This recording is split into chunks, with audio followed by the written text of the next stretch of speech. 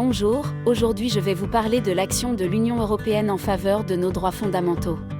Tout d'abord, il est essentiel de distinguer le régime des droits de l'homme du Conseil de l'Europe qui est à l'origine de la Convention européenne des droits de l'homme et est doté d'une Cour européenne des droits de l'homme. L'Union européenne, quant à elle, c'est une charte des droits fondamentaux proclamée en 2000 est devenue contraignante en 2007 et une Cour de justice de l'Union européenne.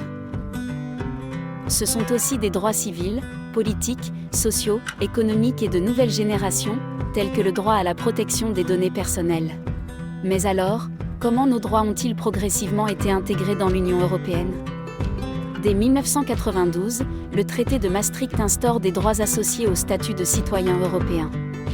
Parmi ces droits figurent par exemple le droit de voter et d'être élu aux élections européennes, ainsi que le droit de circuler librement au sein des États membres de l'Union européenne. Le traité d'Amsterdam de 1997, quant à lui, fait du respect des droits de l'homme une condition pour l'adhésion de nouveaux États. C'est en octobre 2000 que la Charte des droits fondamentaux de l'UE est proclamée. Elle devient contraignante en 2009, ce qui veut dire qu'elle doit être respectée par les institutions et agences de l'UE ainsi que par les États membres.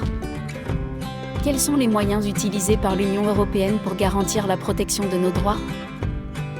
Tout d'abord, la primauté du droit de l'Union européenne garantit la priorité de nos droits fondamentaux sur toute loi nationale qui les contredirait.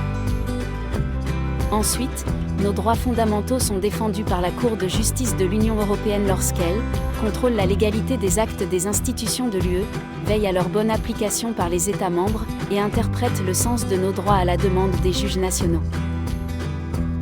L'article 7 du traité sur l'Union européenne, quant à lui, prévoit des mesures à l'encontre des États qui ne respectent pas les valeurs fondamentales de l'UE.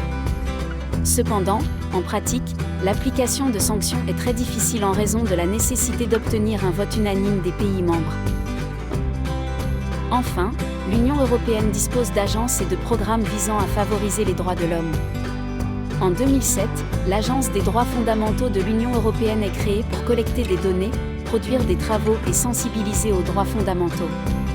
L'Instrument européen pour la démocratie et les droits de l'homme, quant à lui, finance des projets en faveur des droits de l'homme dans le monde entier.